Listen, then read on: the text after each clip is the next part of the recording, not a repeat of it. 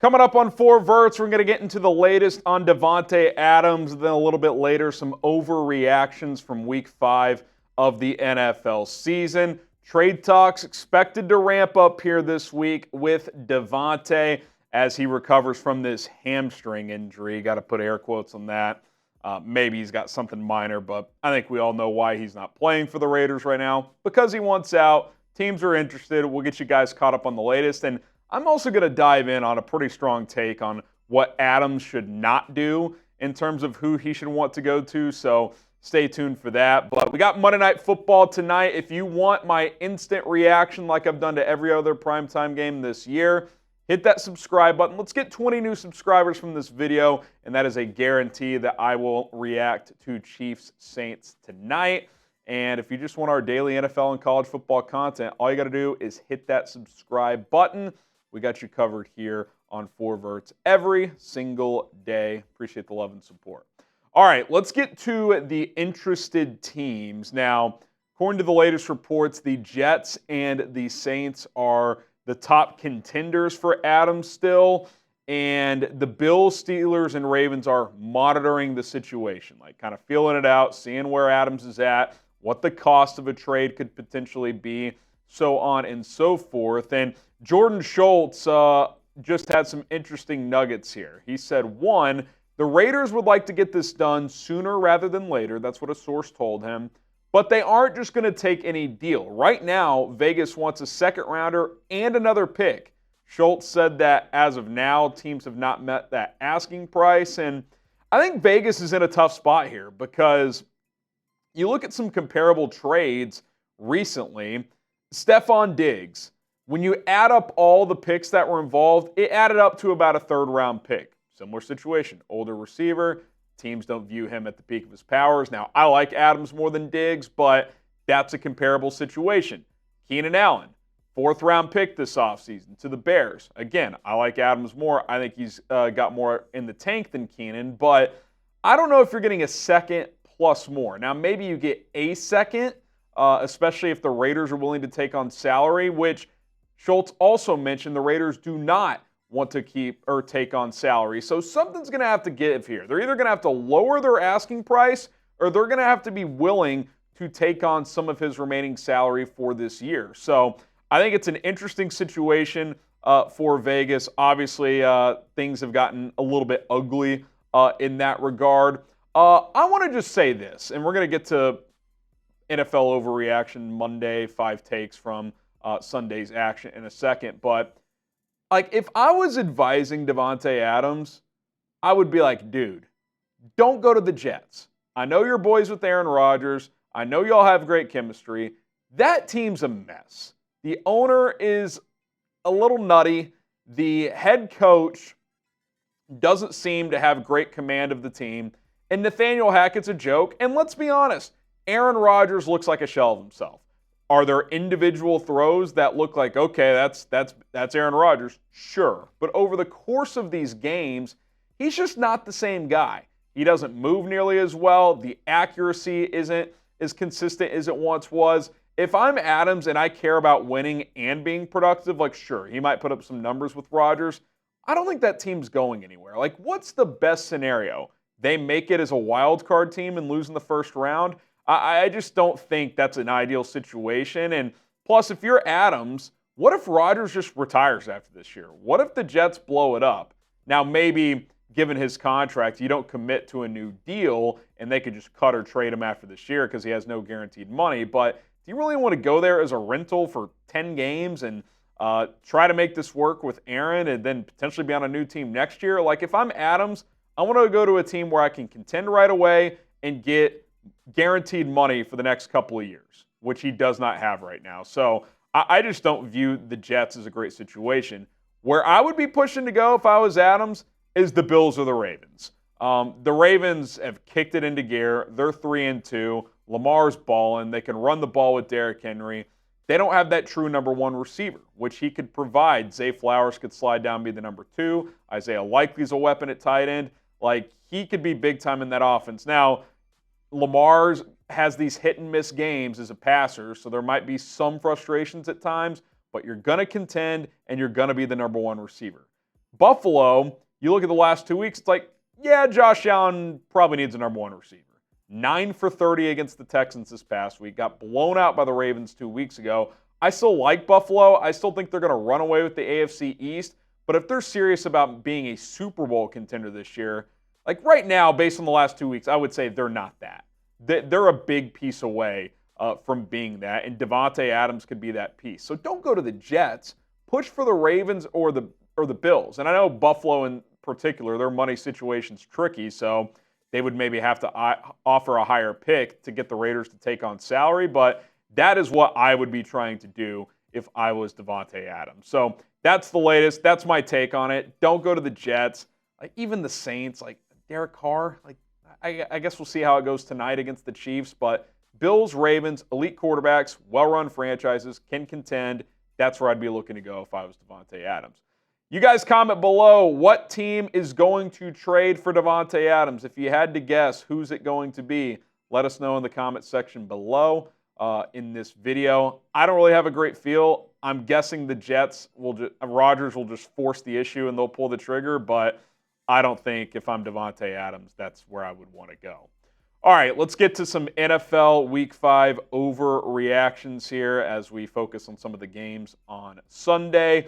Overreaction number 1. Is it Russell Wilson time? Justin Fields threw for just 131 yards in the Steelers' 20-17 loss to Dallas. Dak Prescott has 3 turnovers in that game, and you still only put up 17 points. I think this is a bit of an overreaction. Justin Fields did lead 2 second-half touchdown drives. They had the lead late. They could have won that game.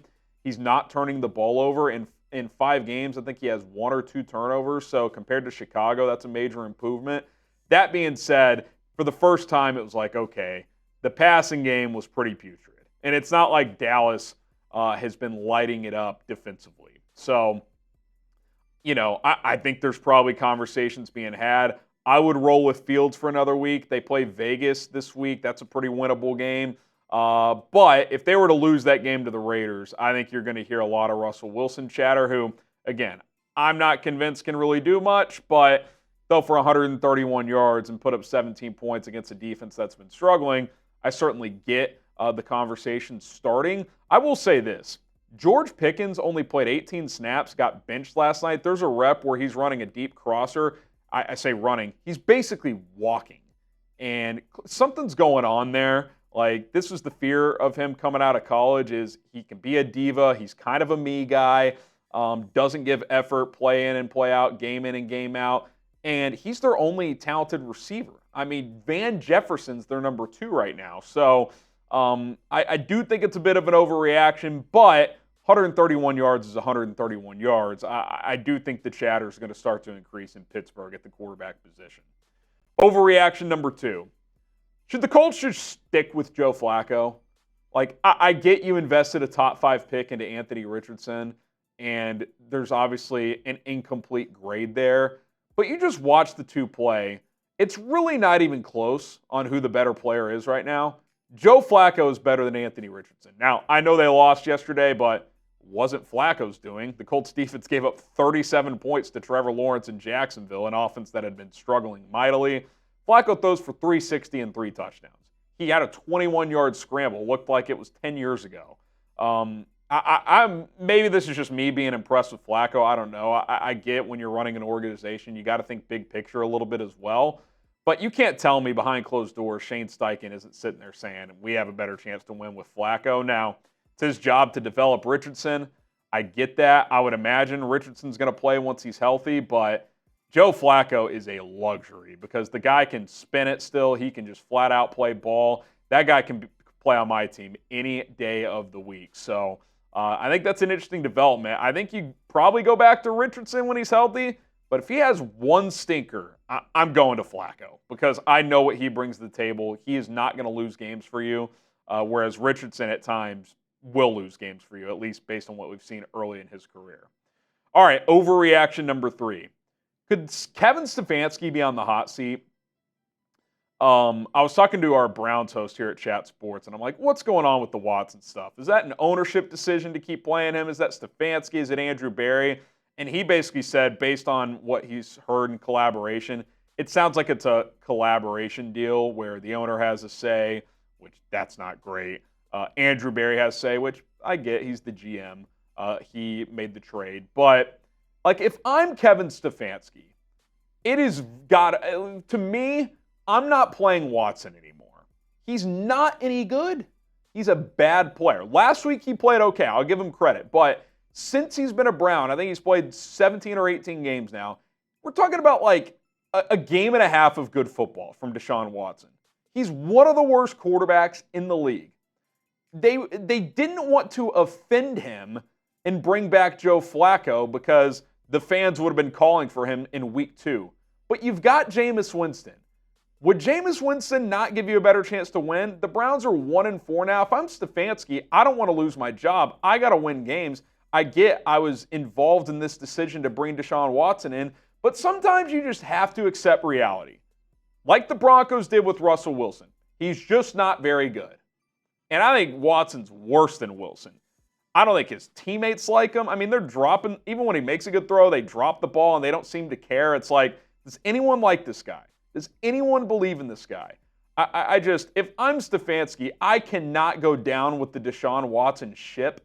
I just, maybe you give it another week, but if he stinks it up again, I'm going to Andrew Berry and I'm saying, look, I am playing Jameis Winston. I'm not doing this anymore. If you have to fire me for that decision, so be it. But trotting Deshaun Watson out there week after week, series after series, to watch him stink up the joint, he has a all-time worst 4.8 yards per attempt through 5 weeks among any quarterback who's ever attempted 170 or more passes through 5 weeks of a season. It's the worst in the history of the sport since they've been tracking that data. It's embarrassing. To put him out there every week is an embarrassment, not only to the Browns, but to the NFL. Like, he should not be playing. He's that bad. Okay, overreaction number 4. Are the Niners in danger of missing the playoffs? I think this is definitely in the overreaction category, but Kyle Shanahan has lost 2 of the most mind-blowing games in the first 5 weeks of the season. 2 weeks ago, they're in complete control against the Rams, who have nobody healthy. It's Stafford and McVay and a bunch of me and yous.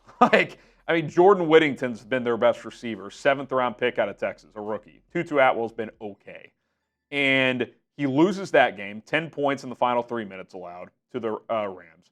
And then yesterday, they're in complete control, 23-10 over the Cardinals at halftime, and they lose that game 24-23. I get it. Jake Moody got hurt, and there was at least one drive where they would have had a field goal attempt. Sure, you probably win that game, but you still can't blow it. You can't get shut out in the second half to Arizona, a defense that's been pretty bad to start this year. I don't know, man. Like, they're losing some games in un-49ers-like fashion, and they've started some seasons slow. I get that. I'm not sitting here acting like they're going to miss the playoffs, but you can't be losing games like this to these opponents. Like, I don't care that Christian McCaffrey's out. You can't lose to the Cardinals at home with a 13-point lead. You can't lose to the Rams when they have no healthy players on offense. Like, what are you doing? It's one thing to have one of those. 2 in a 3-week period in the division, by the way. You're now 0-2 in the divisional games. When tiebreakers come into play, that's a problem. They play Seattle this week on Thursday night. That's a must-win. You have to win that game if you're Kyle Shanahan. So, I'm not acting like this is hot seat or their season's over, but they better kick this thing into gear because it's been pretty mind-numbing in a couple of these losses. Overreaction number 5. Has Caleb Williams arrived? He's gotten better every week. I know that. I've watched every one of his snaps this year. A lot of you guys know I host our Bears channel here at Chat Sports. Breakout game against Carolina. Yes, I get it's Carolina, but if you just look week by week and trust your eyes, the improvement from week 1 to week 5 has been vast. More confident, accuracy on the deep ball yesterday, hitting dudes in stride, playing with the swagger. Like, this is the guy the Bears drafted. We're seeing that now. Doesn't mean he's not going to have bad games. Doesn't mean it's not going to be bumpy at times, but he looked really good yesterday. He looked pretty damn good last week. Thought he was solid against the Colts a couple weeks ago when they asked him to throw 50-plus times. Like, this is a pretty good 3-week sample now. They play the Jags in London next week, a defense that's struggling. Like, Caleb Williams is starting to figure some things out. And if the Bears can win that game and get to 4-2 heading into the bye week, I mean, could the Bears be a playoff team? I don't see why that's out of the realm of possibility. All right, there you have it. The latest on Davante Adams, Overreaction Monday in the NFL. Lots of things we dove into. My name is Harrison Graham. We will see you guys hopefully tonight. We need 20 new subscribers for a little Chiefs Saints Monday Night Football reaction. So drop a like on the way out the door. We'll see you soon.